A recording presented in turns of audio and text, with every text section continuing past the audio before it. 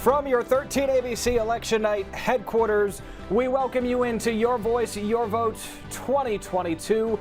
I am Josh Krupp. We will be with you throughout this evening here on 13abc.com, on our Facebook page, and wherever else you may be streaming us here on this Tuesday, November the 8th. A historic day in Ohio, in Michigan, and across the country. The polls in Ohio close in about 30 minutes. Those issues have a domino effect, don't they? If people are going to vote against the president's party, then that's going to hurt the Democrats who are trying to challenge incumbents. Absolutely. And so that's where I think most analysts, myself included, do expect the House of Representatives will turn over to Republican control after this election. The Senate is a little bit harder to call. It's just that 50-50 split. Republicans just need one more seat to take control. But we have a number of toss-up races. About 14 minutes here until the polls close in Ohio at 7:30. The polls close in Michigan at 8 o'clock. Will Democrats hold on to the Senate tonight? Yeah, Democrats are going to keep the Senate. Have you had any conversations with J.D. Vance, and what do you think your working relationship could be with him, comparable to the one you've had with Rob Portman? They can still cast their ballot as long as they are in line by now. The polls are officially closed here in the state of Ohio. We have 30 minutes until the polls close in the state of Michigan. We are standing by for the first set of results, and as soon as we start to get those, we will let you know. But for now, we want to go out to one of the key races that we are watching tonight. 13ABC, Sean Haggerty is with the J.R. Majewski campaign tonight. Sean, where are you at? Set the scene for us. It sounds like it's going to be more private and more intimate than anything you've seen at Local 12 over the years. And those have been fairly raucous parties and fairly well-attended parties over the years. But we're told this one is far more into it, and he wants intimate rather, and wants to have more of his friends and family around. So at this point, we are not in there, as you can see. Great. Sean Haggerty reporting live in Port Clinton for us. We'll be checking back in with him and the rest of our team throughout this evening. Sean, thank you very much. We'll go ahead and take you over to 13abc.com right now because the results should be coming in here any second now. I'm seeing a major projection here, and we're going to get to that in just a second. ABC News right now is projecting that Governor Mike DeWine has won the Ohio governor race. ABC News is projecting that Governor Mike DeWine will win the governor's race. We don't have an Associated Press race call as far as I have seen yet, and that's who we are going to lean on throughout the rest of this evening. In what could be the first in a long list of Republican wins here on this evening. So that is the first major projection of this evening. Governor Mike DeWine will serve another term in Ohio, leading the state. And because there are numbers here, now I can officially show you the 13ABC ticker. Numbers will be here throughout the evening at the bottom of your screen as the data comes in, as the votes get counted. We will be bringing updates to you at the bottom of this screen throughout this Tuesday evening. Now we wait for the results. And we have some results to get to at this hour. And we'll start with that race for Congress in Northwest Ohio. Marcy Kaptur opening up with 69% of the lead to J.R. Majewski's 31%. The numbers that you're seeing coming in right now are the early vote totals, are the absentee ballots, are the people who got out ahead of time to cast their votes. What else are we watching here on this Tuesday night? This one in particular, the race for the Chief Justice of the Ohio Supreme Court. U.S. Senator Rob Portman retiring from the United States Senate, leaving the stage. Let's join Willie Dannelly out there. We were just showing you the Rob Portman speech there. Do we know if the governor is expected to take the stage to make a victory speech? We know the networks, some of the networks, including ABC News, have called the race for him. The Associated Press has not yet, but Nan Whaley isn't getting enough early votes to maybe overtake him.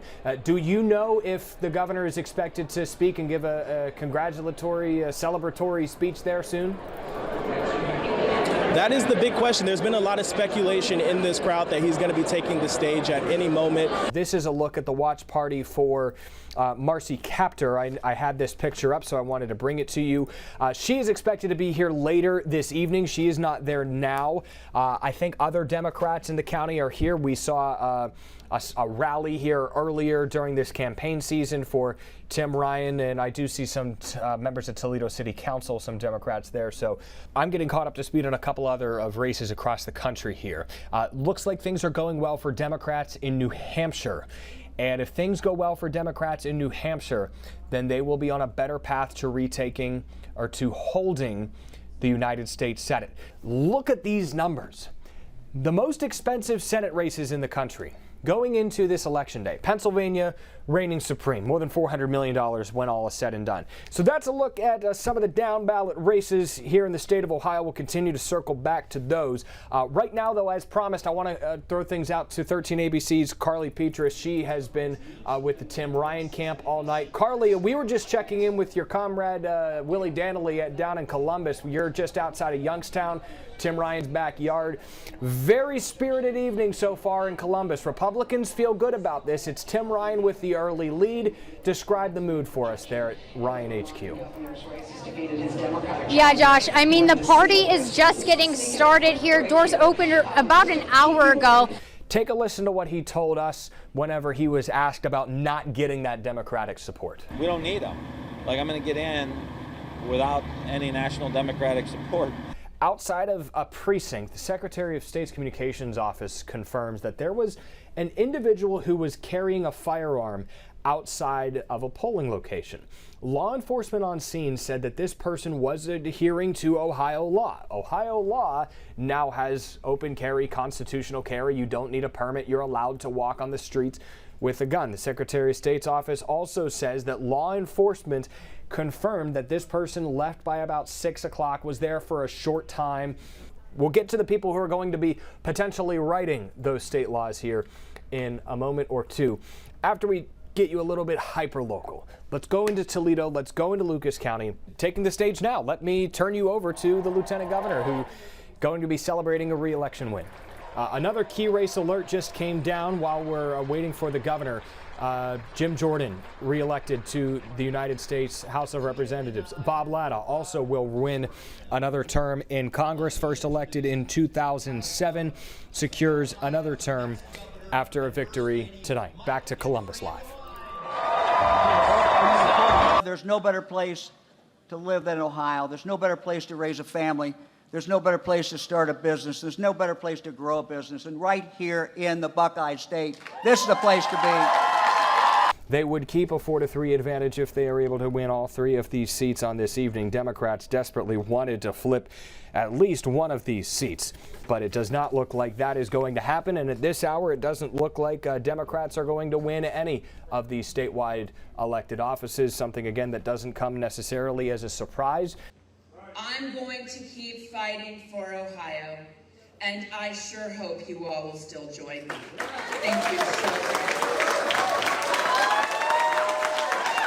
Nan Whaley giving her speech as she concedes defeat to her challenger, Ohio Governor Mike DeWine. Are people watching the results as closely as we are? Are there a lot of people checking their phones? The high energy we saw when everyone got in here, it's not as high. I think people are getting a little nervous. J.D. Vance, 1.4 million votes now, really starting to pull away.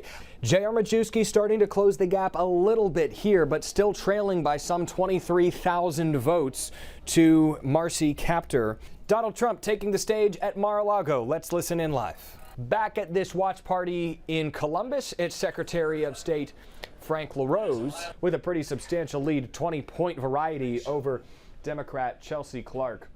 Marcy Kaptur with 69% of the vote in Lucas County alone, the largest county in this new district. And if you're unfamiliar with the new district, well, let me show you a map. We tend to have a couple of those on hand over here. And I think that's something else that we've seen tonight too, is the name recognition playing a huge role. Yes, in the statewide races where Republicans were already favored, a state Trump won by 8 points.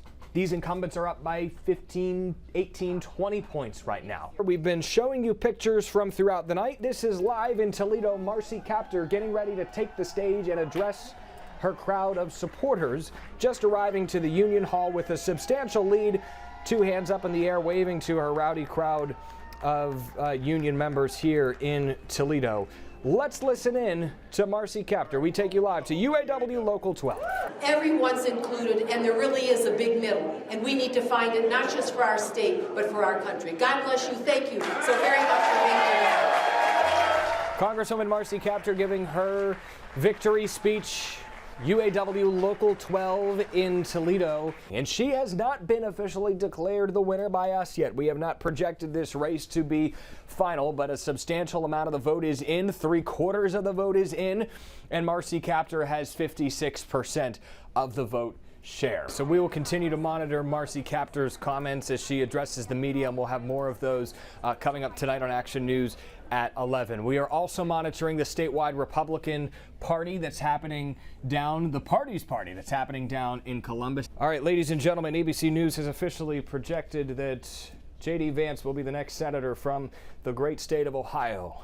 As we take a live look inside the Vance Watch Party, we are going to be taking you out here momentarily on 13ABC Action News at 11, a major night for Republicans on a night when they appear poised to sweep the statewide ballot up and down the ballot. Victories for Republicans. That will be the big story on this midterm election night.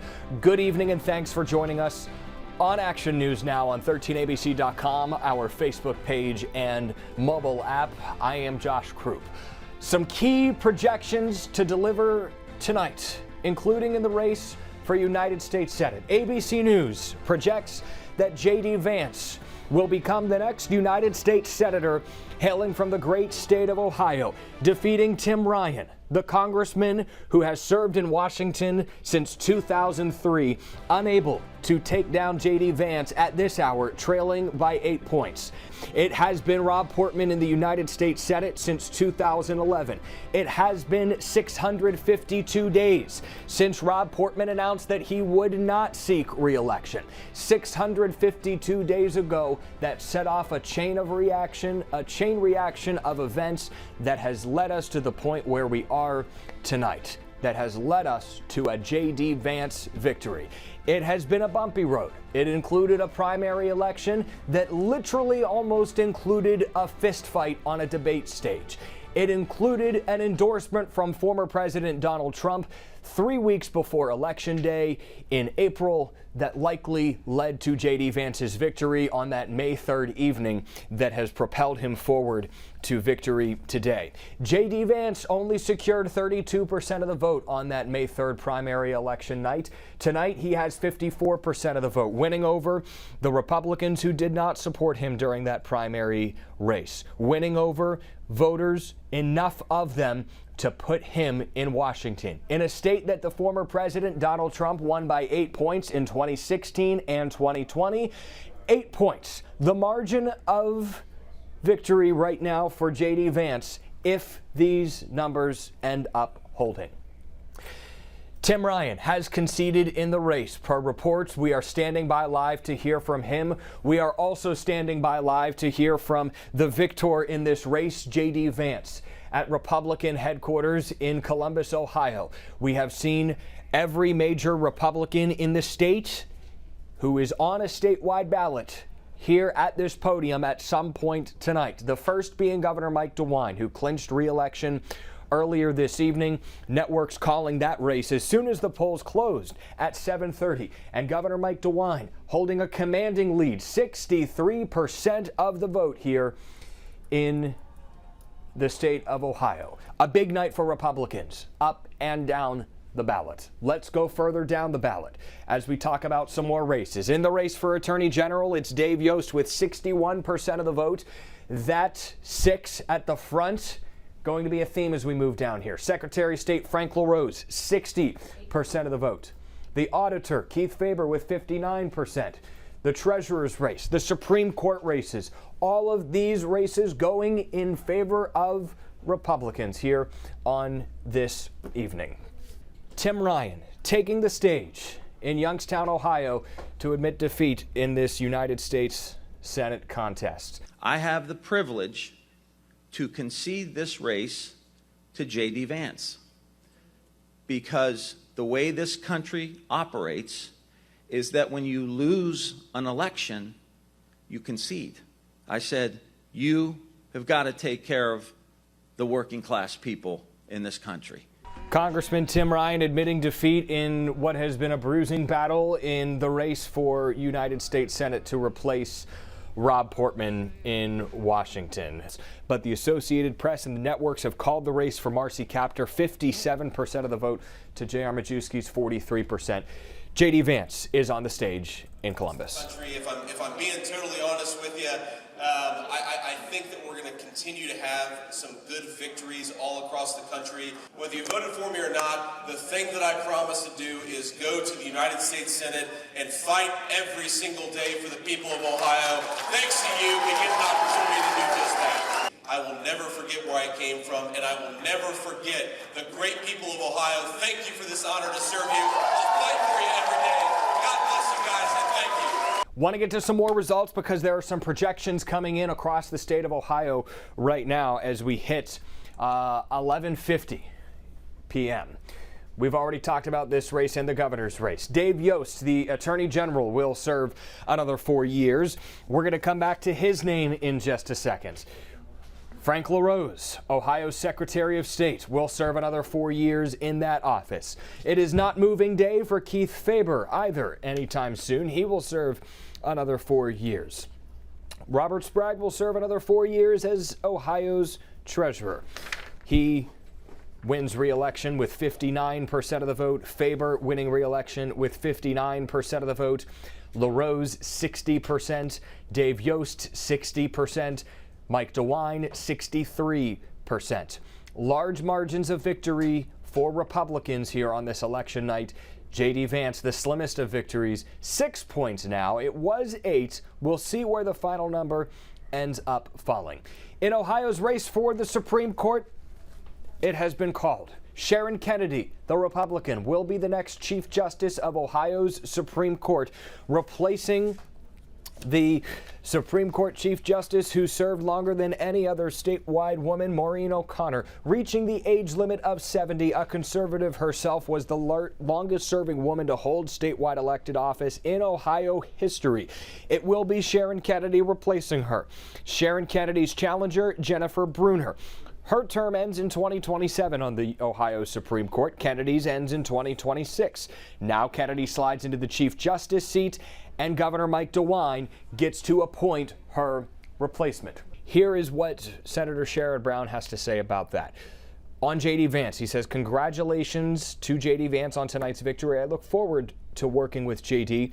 when it's in the best interest of all Ohioans. If he ends up winning, would be in the conversation and would be in line to potentially be the next Speaker of the Ohio House of Representatives, and potentially the first Speaker of the House of Representatives to hail from Lucas County. 53% of voters rejecting a series of changes to Toledo's charter. Make this full screen for you again so you can see that. We look up north in Michigan, and we were just showing you what's happening. As we're told any minute now, we could hear from Governor Gretchen Whitmer. Abortion rights also winning in Michigan. So an anti-abortion measure fails in Kentucky. A pro-abortion measure wins in Michigan. This seat was held by Craig Riedel, who we very well could have been talking about tonight. Craig Riedel ends up not running. He ends up trying to run for Congress, jumped in late in the game, and challenged Teresa Gavarone, a state senator from Bowling Green / Huron, depending on what time you started paying attention to Gavarone. Craig Riedel ends up splitting the anti-Majewski vote with Teresa Gavarone, paves a path for J.R. Majewski to get to where we are tonight, which ultimately paved the path for Marcy Kaptur to win a 21st term in Congress. So a lot of dominoes involved in that equation. This is A, going to be a state where Democrats fend off that wave, but B, Gretchen Whitmer's name, I think you'll start to hear a lot more, and other political watchers think you'll hear a lot more as we head into 2024. It is NBC News, and surely more will follow, projecting that John Fetterman has won the race for United States Senate in the Keystone State. Democrats flip a Senate seat in Pennsylvania. Now we can hear Lieutenant Governor Gilchrist. We go live to Michigan. We have come a long way, Michigan. We are thrilled at the unexpected high turnout. We are thrilled that the 3 ballot initiatives got passed. Governor Gretchen Whitmer celebrating on this Tuesday, November the 8th, looking poised to secure another 4 years leading the great state of Michigan. With a 5 percentage point lead, 1.6 million votes to Tudor Dixon's 1.4 million. More votes just came in there, and now it's up to a 6-point lead. This is the last lunar eclipse until March 2025, right? That's one note in and of itself. More interesting note, the next election day when we'll have a lunar eclipse happened earlier this morning. If you were up then, I was not. I hope you enjoyed your time. The next lunar eclipse on election day in America will be the year 2394.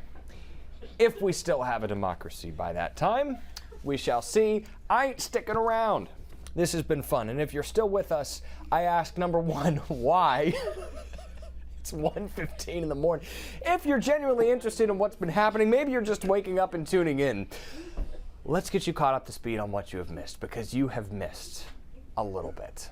We have a major projection to make here on this election night, one that we have been waiting for, one that we were expecting after we just heard that acceptance speech. The gold checkmark goes to Governor Gretchen Whitmer to serve for another 4 years. The Associated Press can now project that Gretchen Whitmer has won re-election in the state of Michigan. We're not done yet. Not done yet. Gold checkmark. Put it down. Derek Marin will serve another 2 years in the Ohio House of Representatives. There was a red wave that hit Ohio. Maybe didn't hit everywhere in the country, and it's not a blue mirage right now. Democrats are faring well in places where they needed to win. Let us conclude our coverage here as we approach 1:40 a.m. here in Toledo and say thank you from the bottom of our hearts for being with us here throughout this election day, this historic midterm election in Northwest Ohio, in Southeast Michigan. Not a lot of surprises on this day. A couple of things unsettled. We will continue to watch as those do get settled. For our entire team, behind the scenes at 13ABC, our entire group of reporters and anchors that have been across the state working for you all day, we say thank you. I am Josh Krupp. Good night.